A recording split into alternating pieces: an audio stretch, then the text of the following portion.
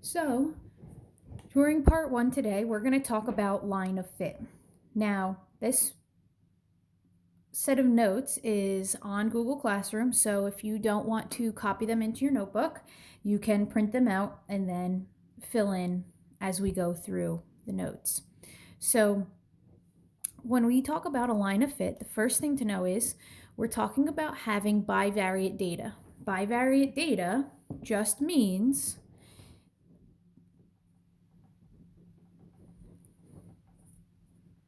bivariate, okay?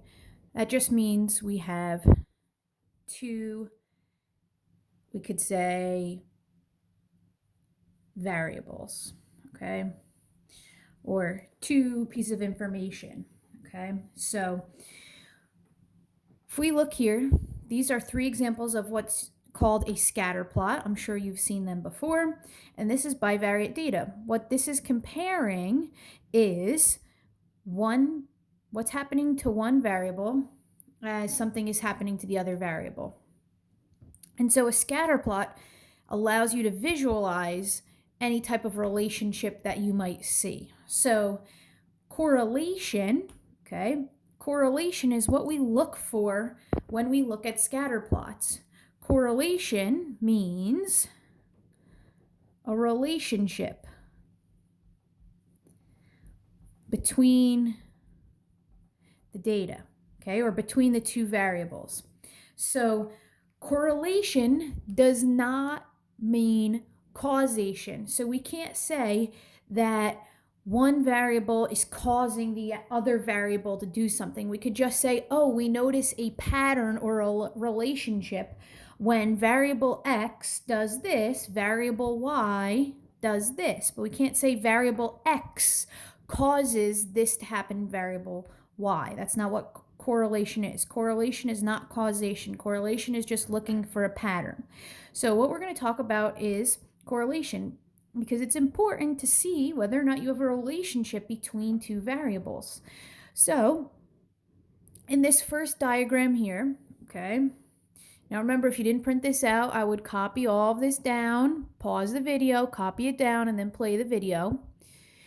So it has the population, goes along the horizontal axis, and says number of primary schools. So we are looking for, is there any trend that's happening as the population is increasing? What do you notice about the number of primary schools? It's also increasing. So describe the relationship between the variables. Okay, so as population increases,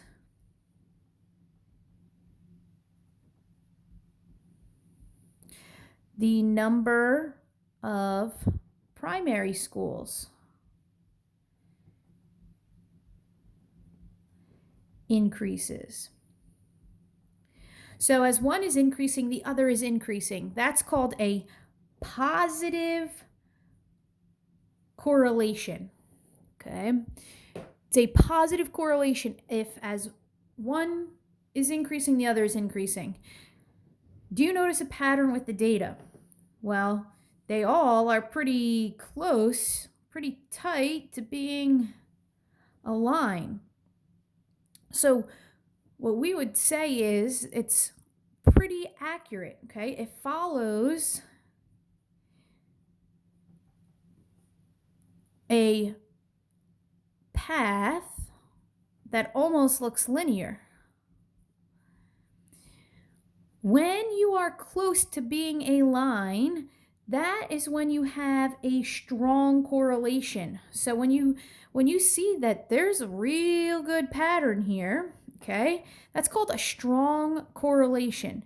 So this data that we have here, this scatter plot, okay, is showing a positive and strong correlation. Strong meaning it's a good indicator.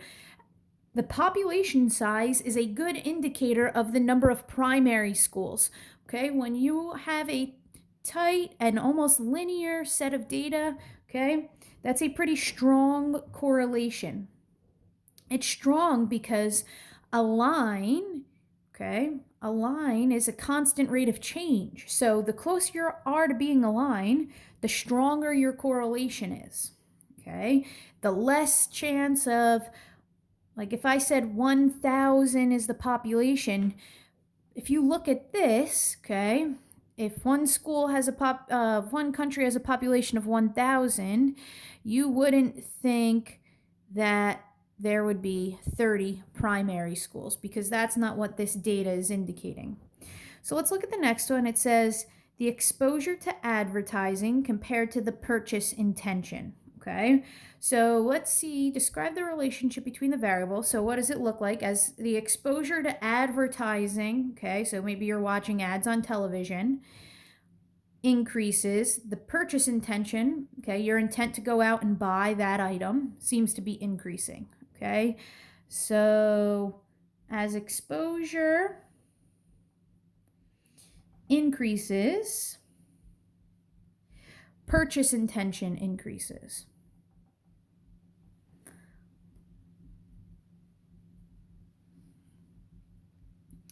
And this is called a positive correlation. Now, is this pattern as strong as the scatter plot above? So, is it as close to being linear? Okay, are those points close together? Are they very similar? No, these points are further away from each other, okay? There's more for any amount of exposure. Look how far apart those are.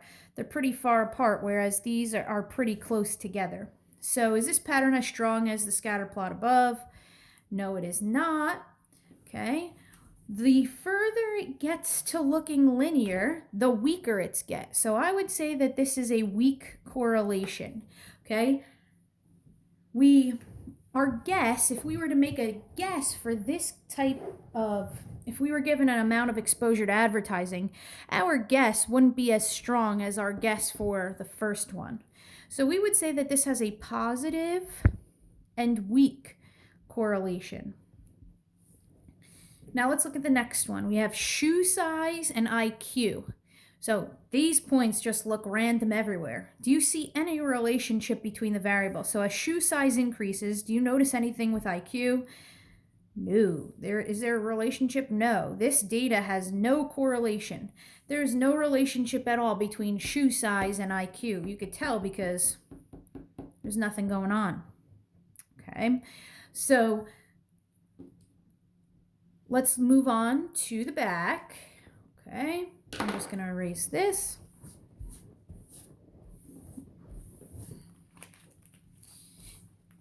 And it says,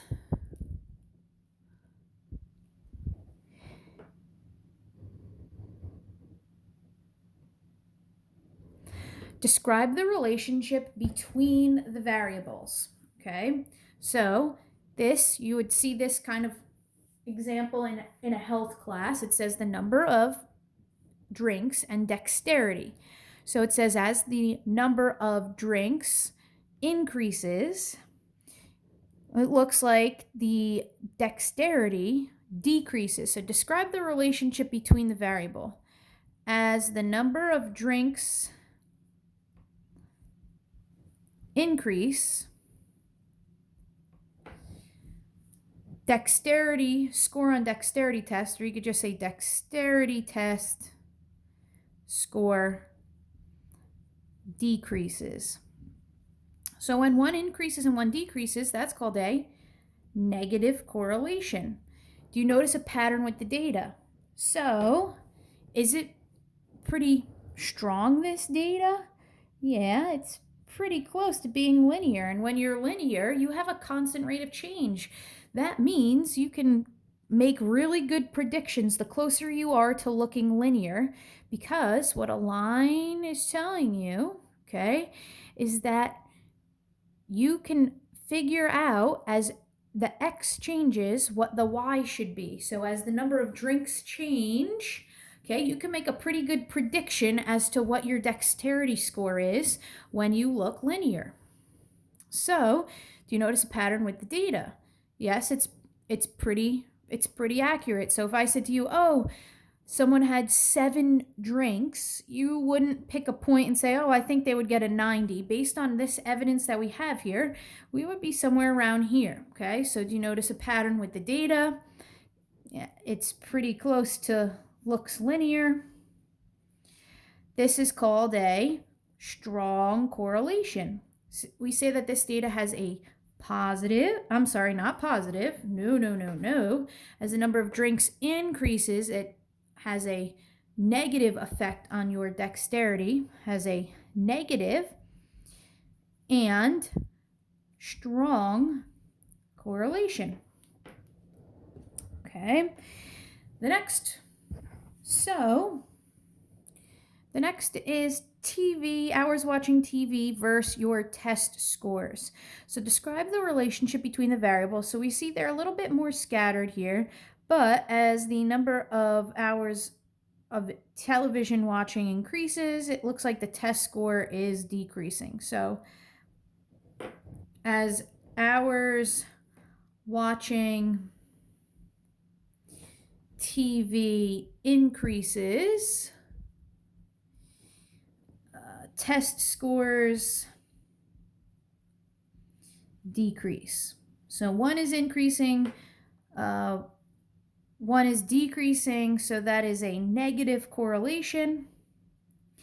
Is the pattern as strong as the scatter plot above? No, it's not. Okay, the further it gets away from being linear, okay, the weaker it is. So this is called a weak correlation. We say that this has a negative and weak correlation. So you can say it based on is it positive or negative, and then is it strong or weak. Now, we have computations that a calculator can do, and we can actually do by hand. It takes a while. That can tell us how strong the correlation is. It's called a correlation coefficient. But because this class is online, we're not going to be able to really study the correlation coefficient because I cannot give everyone a calculator that has the ability to make that computation. But just know that there is something called a correlation coefficient, which has the ability to tell you about your data and how strong your data is to being correlated. Okay, now just one thing to know, an outlier, okay, an outlier is a point when you have a nice trend going on, okay, an outlier is a point that skews your data. So one that's far away from all the other points, okay, is called an outlier. Now, if you study statistics, you will have a specific definition for what it means to be an outlier, but when you're just doing it based on visual, okay, when there is a point that's super far away from the other points, so that point right there, you call that an outlier. It has the ability to skew your data. So why is it important to look at bivariate data and plot them? Is because we're looking to see if there is a relationship. And if we notice that there is a relationship, what that means we can do is make future predictions. Now we say predictions because if something has never happened yet, we can't be 100% sure that we will know the exact answer to that. However, it helps when you have the ability to come close to what you think is going to happen.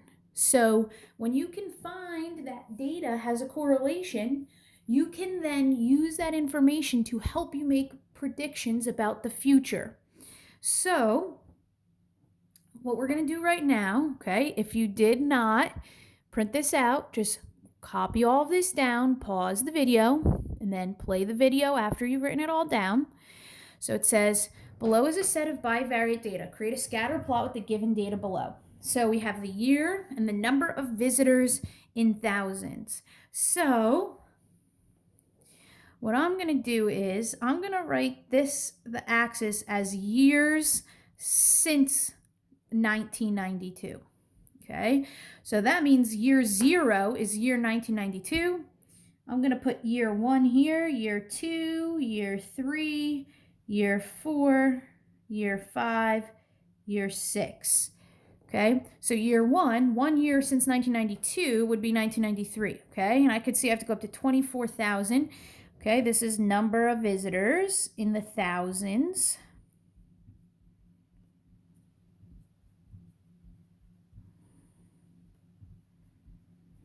So let's see, 1, 2, 3, 4, 5, 10, 15, 20. So no, we'll go by 2. So 2, 4, 6, 8, that's 10, that's 20, okay, that's 30. And so we have to plot this. At 1992, there were 24, so that's going to be right here. In 1993, there were 22, so that's right here. In 1994, there were 19, so 19 would be right here. In 1995, so that's 3 years from 92, there were 17, okay. 17 would be here, right? 12, 14, 16, in between 16 and 18. And then 1996, that's 4 years, 15, so 10, 12, 14, 15. And 1998, look, there's no 1997, that's okay. Doesn't have to be exact years apart. 1998, 16, so 1990, oh, I put this one too close. This one's supposed to be over 4 years, right? That one should be right there. And 1998, that's 6 years, so that's 16. So that would be 12, 14, 16. So a little bit off. And it says, when there is a relationship between the events, what is that called? What is it called? It's called correlation. Okay, so describe it for this set of data. So let's see. Remember, is it positive or negative? Okay, so let's see. As the years increases, the number of visitors goes down, so that would be negative. And if we take a look outside of this point, okay, this is pretty close to being aligned. So I would see that this is negative and strong. Now this is not that far off from this point right here. So it's not really that far off from being a line. We will now find a line that closely approximates this set of data. Okay, this is called a line of fit. So you are fitting your data. So why do you want a line? Okay, you have to make a line that goes through. Okay, so to do this, you must pick 2 points when you do it by hand. Okay, if you were to use a calculator, you would not have to pick 2 points, but must pick 2 points. Instead of on, it should have said in the data that best represent your data.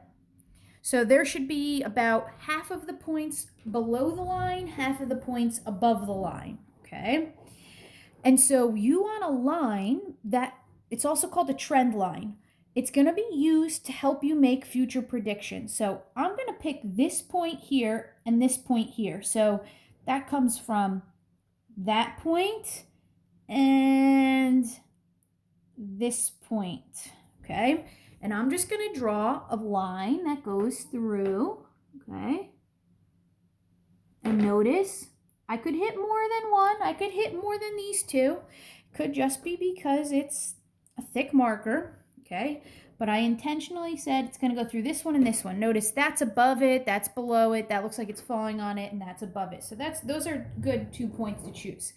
Now, why do you want a line of fit? Well, if you want to make a prediction about, okay, in 5 years from 1992, what's your prediction for the number of visitors? Okay, you would want to use this trend line. It's going to be a way of estimating. So now that we have our line, okay, we know it comes from, now we don't want to write 1993 because we said that it's 1, right? So 1 comma 22 and 4, not 4. We picked 1995 one, so 3, 17. So what we're going to do right now is we're going to get our line of fit, which is our prediction equation. Okay, it's called a prediction equation. So what we do is we just take the 2 points that made this line and we write its equation in slope-intercept form. So we have to get the slope and then the y-intercept. So to get the slope, change in y over change in x. So 17 minus 22 over 3 minus 1. Okay, that's going to give us negative 5 over 2. Now it's okay to use decimals when you use a prediction equation because it is an estimate, so that's negative 2.5. Even if you have to round, that's fine, just round 2 decimal places. So this is y equals negative 2.5x plus b. And now plug in one of the points to get the y-intercept, okay? So we can plug in 122. So 22 equals negative 2.5 times 1 plus b. Okay, we do the computation, so you probably want a calculator out. Okay, I have my calculator right here. And get the y-intercept. And so that's going to be 24.5. Now, we know that the y-intercept that we have here is 24, but that's okay because this is just a prediction line, a trend line. It doesn't have to be the exact amount. It's just used for estimates. So our line of fit that we're going to use to help us make predictions, that is just a general idea of this data, is y equals negative 2.5x plus 24.5. Now, if someone chose other points other than these 2 points, you might not have the exact same equation, but you'll have something close to it. That's perfectly fine. Now, this equation is called the prediction equation. Okay, mentioned it before. Prediction equation. Okay. This equation can be used to predict one of the variables given the other variable. So it says, approximate the number of visitors that go to Isle Royale National Park in 1997. Interpolate. Now, your data starts at 1992 and goes until 1998. So if you were asked to make a prediction or approximate based on a year that falls in between the range, okay, that's when you do something called interpolation. When you do extrapolation, okay, that means that the input is outside of the range of your data. That's the only difference between interpolation and extrapolation. They both are predictions, but one is a prediction from an input within the range of data that you had, that you made your prediction line with, and the other means it's outside, the input is outside of the range. So for 1997, okay, now remember, this equation that we have here, okay, negative 2.5x plus 24.5, you are not going to input 1997 because you are using years since 1992. So 1997 is how many years from 1992? It's 5 years. So you want to input 5, not 1997, because you did not use, okay, you used 1 and 3, not 1993 and 1995. And so put that into your calculator, and we get 12. Now remember, that's the output, it's in thousands, so the number of visitors is 12,000 visitors. It's a rough estimate, okay? But it allows whoever is working and managing this national park to be ready to know that in 1997, okay, I should expect about 12,000 visitors.